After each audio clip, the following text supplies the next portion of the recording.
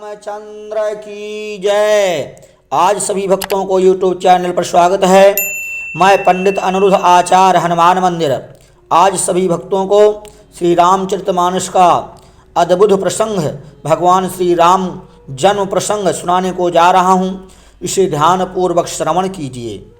बोले श्री रामचंद्र की जय। एक समय भगवान भूत भावन भोलेनाथ कैलाश पार्वत पर विराजमान माता पार्वती ने भगवान भूत भावन भोलेनाथ से प्रश्न किया, हे प्रभु, आप भगवान श्री राम के जन्म का कारण सुनाइए। इस प्रकार माता पार्वती के वचनों को सुनकर के भगवान भूत भावन भोलेनाथ माता पार्वती को भगवान जन्म की कथा श्रवण कराने लग गए और इस प्रसंग को सुंदर शब्दों में वर्णन किया। एक समय जिस समय रावण, कुंभकर्ण, मेघनाद आदि के अत्याचारों से पृथ्वी पाप से पीड़ित हुई तो पृथ्वी गाय का रूप धारण कर देवताओं के पास जाकर के देवताओं से प्रार्थना किया। देवताओं और पृथ्वी माता गाय रूप पृथ्वी को लेकर के ब्रह्मा के पास गए और ब्रह्मा जी से परामर्श किया और ब्रह्मा जी उस समय सबको संबोधना देते हुए कहा और सबको सांत्वना देते हुए कहते हैं। श्री रामचरितमानस में बहुत सुंदर शब्दों में लिखा है। इस प्रकार ब्रह्मा जी गाय रूपी पृथ्वी माता को समझाते हैं और सभी देवता जब ब्रह्मा जी के पास में जाते हैं, ब्रह्मा से प्रार्थना करते हैं। ब्रह्मा जी देवताओं को समझाया। किस प्रकार से समझाया, इसे ध्यानपूर्वक से श्रवण के श्री रामचरितमानस में सुंदर छंद में वर्णन किया है गोस्वामी तुलसीदास ने। किशोर मुनि गंधर्वा मिल कर सर्वागे विरांच के लोका संग गोतनो धारी भूम विचारी परम विकल भय शोका ब्रह्मा सब जाना मन अनुमाना मोर कछु न बसाई जाकर तय दासी सोय विनाशी हमारे तोर सहाई। इस प्रकार ब्रह्मा जी ने पृथ्वी माता से कहा कि हे पृथ्वी माता, जिस प्रकार आप अपनी रक्षा के लिए यहाँ अनुरोध लेकर के आई हुई हैं, वही भगवान नारायण हम सबके प्रतिपालक हैं, हम सबकी रक्षा करने वाले हैं। सब उनकी शरण में जाकर के भगवान नारायण से प्रार्थना करते हैं। तो उस समय ब्रह्मा जी ने क्या कहा और क्या कहते हैं, आपस में विचार करते हैं कि भगवान नारायण कहाँ पर मिलेंगे और कहाँ पर जाना चाहिए भगवान नारायण को ढूंढने के लिए। इस प्रकार आपस में विचार कर रहे थे कि बैठे सुर सब करहि विचारा कहाँ पाइए प्रभु करिए पुकारा। पूरा बैकुंठ जान कहा कोई कौ कहा पाए निध बस प्रभु सोई।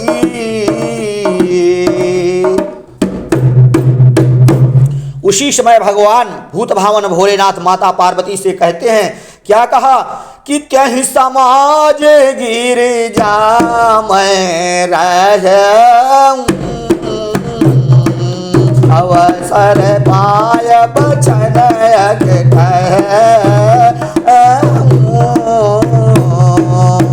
क्या कहा भगवान भूत भावन भोलेनाथ ने,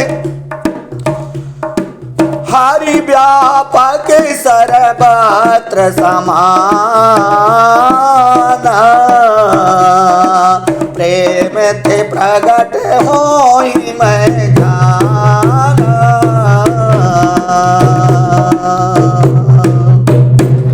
भगवान भूत भावन भोलेनाथ ने कहा कि उस समय मैं भी देवताओं की सभा में विराजमान था। देवताओं से मैंने कहा कि परमात्मा किस जगह पर नहीं है। परमात्मा का वास हर जगह, कण कण में परमात्मा का वास है। इसलिए यहीं से प्रेम से परमात्मा की स्तुति कर, भगवान नारायण का स्मरण के परमात्मा तत्क्षण प्रकट हो जाएंगे। उस समय सभी देवताओं ने भगवान भूत भावन भोलेनाथ की ऐसे वचनों को सुनकर के सभी आनंद पूर्वक हाथ जोड़ करके पृथ्वी के सहित भगवान नारायण की स्तुति करने लगे। इस प्रकार से स्तुति करते हैं।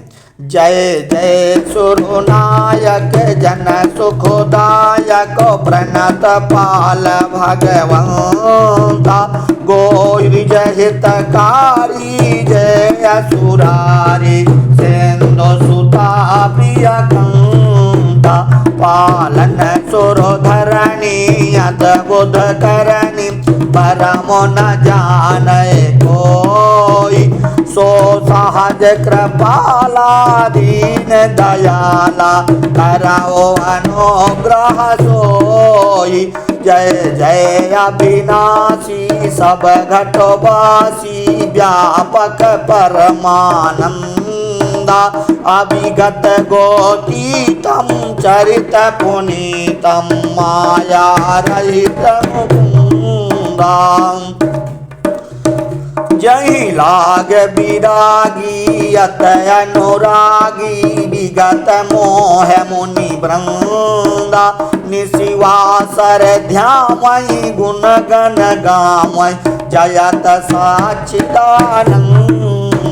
जहि श्रेष्ठ उपाय त्रिविध बनाए संग सहाय न दूजा, सो कराओ अघारे चिंत हमारे जानिय भगत न पूजा, जो भव भय भंजन मुनि मन रंजन गंजन विपत बरोता, मन बच क्रम बानी छाड़ सयानी शरण सकल सुर जूठा, सारद श्रुत से सारी सय अशेषा जा कहु पौ नहीं जाना, जहि डेन पियारे वेद पुकारे प्रवाओ सुश्री भगवान, भव बारिध मंदर सब विधि सुंदर गुण मंदिर सुख पुंजा,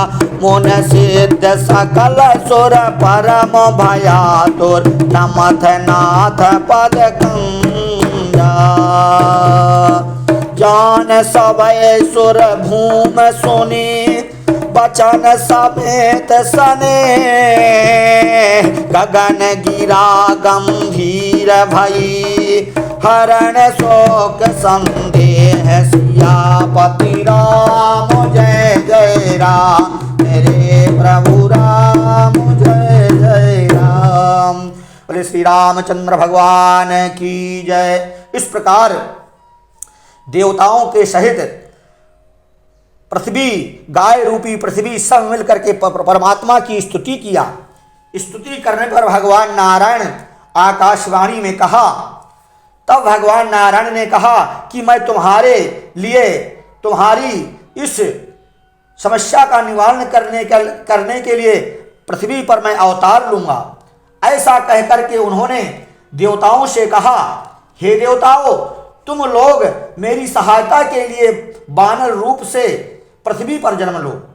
दुंदवी गंधर्वी पृथ्वी की रक्षा के लिए पहले से जाकर मंथरा रूप में जन्म ले और राम के राज्याभिषेक में विघ्न डाले। द्वापर के अंत में वही जाकर के कंस के यहाँ कुब्जा बनेगी और फिर कृष्ण रूप में मैं कुब्जा रूपी उस दुंदवी गंधर्वी का उद्धार करूंगा। इस प्रकार से जो है कुछ काल बाद साक्षात भगवान नारायण, सुंदर चैत्र का महीना आ रहा है और सुंदर चैत्र के महीने में सुंदर भगवान नारायण के अवतरित होने का समय आ रहा है। और वह कौन सा समय था जिस समय मेरे गोविंद का प्रादुर्भाव हुआ? वह सुंदर शुभ लगन था। जोग लगन ग्रह बार तिथि सकल भय अनुकूल, चर अरुवचर हर्ष जुत राम जन्म सुख मूल। और कौन सी तिथि थी आप इसे श्री रामचरितमानस तुलसीकृत रामायण के माध्यम से श्रवण कीजिए। नवमी तिथि मधुमास पुनीता,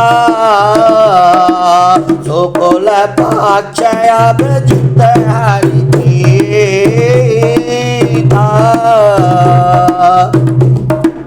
मात दिवस अति शीत न घाम, पावन काल लोक विश्राम,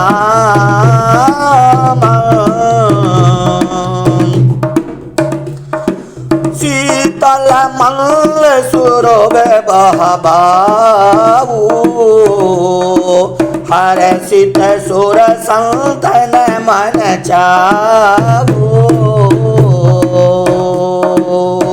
इस प्रकार से ऐसा सुंदर समय आया और जिस समय मेरे भगवान का प्रकट होने का समय आया, सभी देवता मिलकर भगवान की गर्भ स्तुति किया और गर्भ स्तुति करके भगवान को प्रसन्न किया और भगवान को याद दिलाने के लिए, हे प्रभु आपका अवतरण हो रहा है, कहीं जाकर के जन्म लेकर के अयोध्यापुरी में जन्म लेकर के इस हमारे कार्य को भूल मत जाना। तो देवता वहाँ पर सभी भगवान को याद दिला रहे हैं। किस प्रकार से याद दिला रहे हैं कि किस कार्य के लिए आपका अवतार हो रहा है, वह आप ध्यान से हमारी प्रार्थना को श्रवण कीजिए।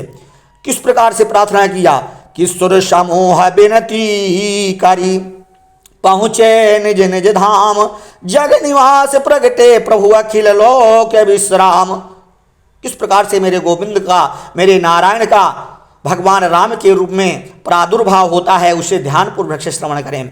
भय प्रगट कृपाला दीन दयाला कौशल्या हितकारी, हर्षित महातारी मुन मनहारी, अद्भुत रूप विचारी, लोचन अभिरामा तन घन श्यामा, निज आयुध भुजचारी, भूषण बनमाला नयन विशाला, शोभा सिंधु करारी, काहे दो कर जोरे अस तुत तोरे, कहीं विधि कराऊं अनंता, माया गुण ज्ञानातीत अमाना, वेद पुराण बनता, करुणा सुख सागर सब गुण यागर, जही गावै सुत संता, सो मम हित लागी जनय अनुरागी, प्रगट भये श्रीकंता। ब्रह्मांड निकाया निरमित माया, रोम रोम प्रतिवेद कह, मम उर शोभासी यह उपहासी, सुनत धीर मत धीर नारायण, उपजा जब ज्ञाना प्रभु मुस ज्ञाना, चरित बहुत विध कीन चाह, कही कथा सुहाई मात बुझाई, जही प्रकार सुत प्रेम लाहे, माथा पुन बोली सो मत डोली, तजहु तात यह रूपा, की जैसी सुलीलायत प्रियशीला, यह सुख परम अनुपा। भगवान नारायण माता कौशल्या के सुंदर गर्भ से सुंदर तेज का प्रादुर्भाव हुआ और भगवान नारायण चतुर्भुज रूप धारण करके खड़े हो गए। माता कौशल्या ने भगवान नारायण को प्रणाम किया। मेरे प्रभु श्री राम भगवान नारायण ने कौशल्या को याद दिलाते हैं कि पूर्व में तुमने मुझसे वरदान मांगा था कि चाहूं तुम समान सुत प्रभु सन कौन दुराव। तो मैंने आपको कहा था कि आप सरी से खोजहूं कहाँ जाई, अन्नप तब तनय खोभ मैं आई। जिस समय मनु शतरूपा के रूप में मेरी तुमने आराधना की, मैं प्रकट होकर के तुम्हें वरदान दिया था, वह वर पूर्ण करने के लिए आज मैं तुम्हारे घर में पुत्र बन करके जन्म लिया। इस प्रकार भगवान नारायण प्रभु चतुर्भुजधारी भगवान विष्णु भगवान कौशल्या को बताया। कौशल्या माता ने कहा, हे प्रभु, मैं आपको कोटि कोटि नमन करती हूँ, प्रणाम करती हूँ, लेकिन प्रभु मैंने कहा था आपको पुत्र रूप में आने के लिए, आप तो यहाँ मेरे घर में पिताजी के रूप में आए हो, तो कोई पुत्र पिता बन करके आता है क्या? तो भगवान प्रभु नारायण हंसने लग गए और माता कौशल्या से कहा कि माँ, मैं छोटा बालक बन जाऊंगा। तब कौशल्या माता ने कहा कि ठीक है, छोटा बालक बनो। भगवान छोटा सा बालक बन गए। लेकिन फिर माता कौशल्या ने कहा, हे प्रभु, कोई बालक 4 हाथ वाला होता है क्या? और चारों हाथों में आयुध लेकर के प्रकट होता है क्या? अगर लोग देखेंगे तो क्या कहेंगे कि 4 हाथ वाला बालक उत्पन्न हुआ है, कौशल्या के जन्म लिया है। प्रभु, इन हाथों को और आयुधों को अपने हाथ से हटाइए। प्रभु भगवान नारायण विष्णु भगवान ने अपने आयुधों को और 2 हाथों को गायब कर दिया और कौशल्या माता से कहा, हे माँ, अब तो मुझे पुत्र कहिए। बोले, नहीं, अभी मैं पुत्र नहीं कहूंगी। बोले, फिर कब कहोगे? बोले, कोई पुत्र शांत बैठ करके लेटा रहता है क्या? पुत्र जब पैदा होता है तो रोना प्रारंभ कर देता है। मेरे गोविंद, मेरे प्रभु राम हंसने लग गए और रोना प्रारंभ किया। और किस प्रकार से रोना प्रारंभ किया, इस तुलसीकृत रामायण के माध्यम से आप श्रवण करेंगे।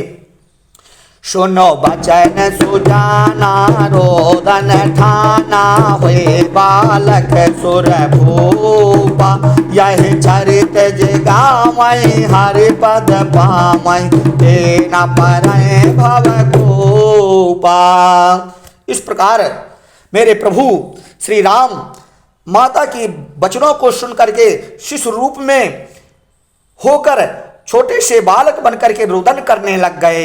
और जैसे ही भगवान श्री राम ने रुदन किया, माता कौशल्या के वक्षस्थलों में दुग्ध बहने लग गया और प्रेम से मेरे गोविंद को और प्रभु राम को उन्होंने, कौशल्या माता ने गोद में उठा लिया।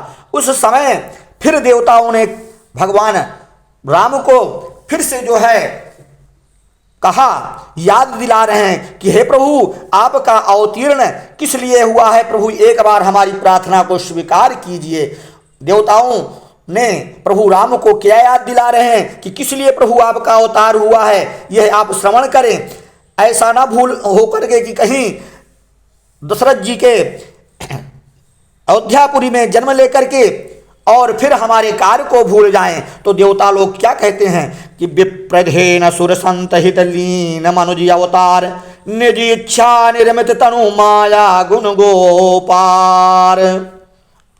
इस प्रकार से देवताओं ने भगवान राम को बार बार याद दिलाते हैं, स्तुति करते हैं, हे प्रभु, हमारे इस कार्य को भूल मत जाना।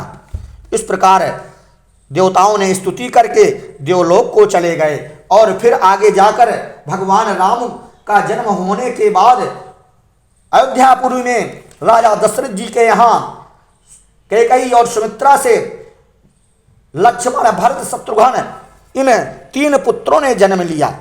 और सुंदर 4 पुत्रों का जन्म सुन करके दशरथ जी आनंद से विभोर होकर के, आनंद से मगन होकर के सुंदर भगवान राम के जन्म का उत्सव मनाया। सुंदर सुंदर अप्सराओं को बुला करके नृत्य करवाया और सुंदर ब्राह्मणों को बुला करके ब्राह्मणों को दान दिया।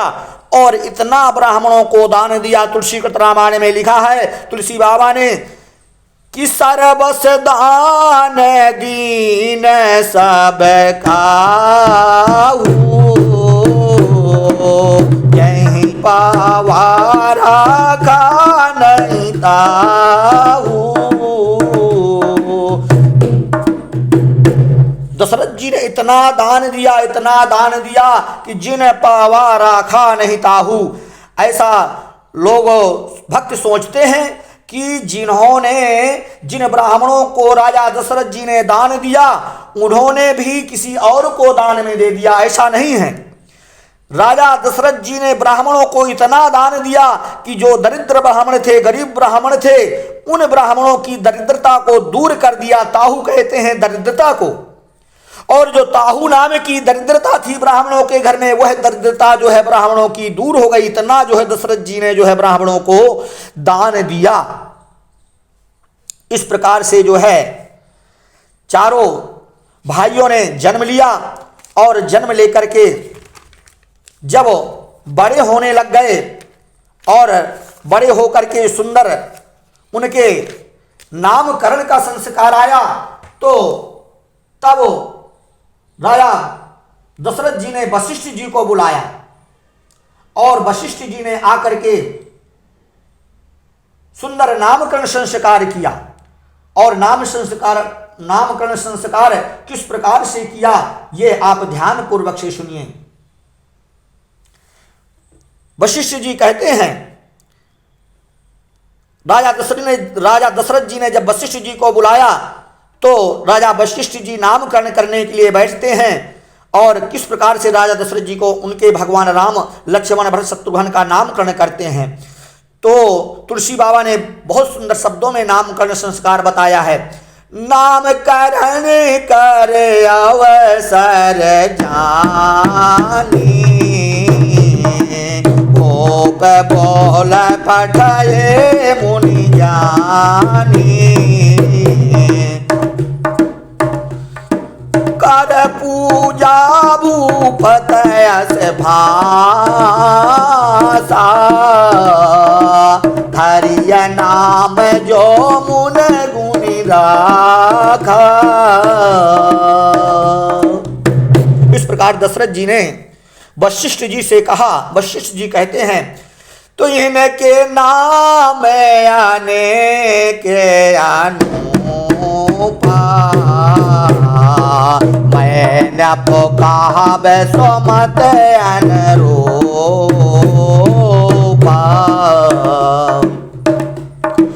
जो आनंद सिंध सुख राशि, कर त्रय लोक सुपासी,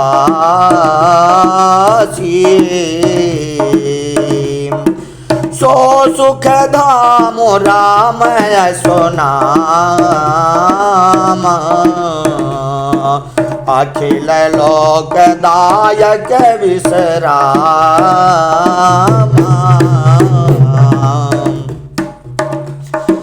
विश्व भरण पोषण कर जोई, ताकर नाम भरत अस होई, जाके सुमिरन तेरे पुनासा, नाम शत्रुघ्न वेद प्रकाश,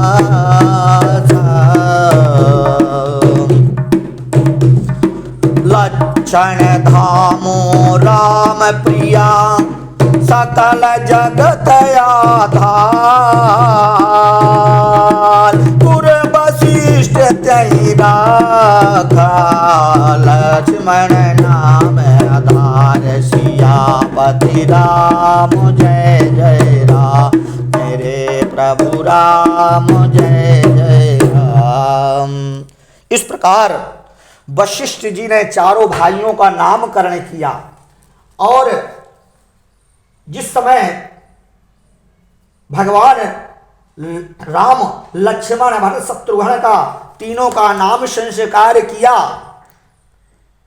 और बाद में सुमित्रा के गर्भ से सुंदर भगवान क्षण भर में स्वर्णाभरणों से भूषित सुवर्ण के कांति समन कमल नयन के समान नेत्र वाले था, चंद्र तुल्य मुख एवं सूर्य के समान तेजस्वी बालक बन गए।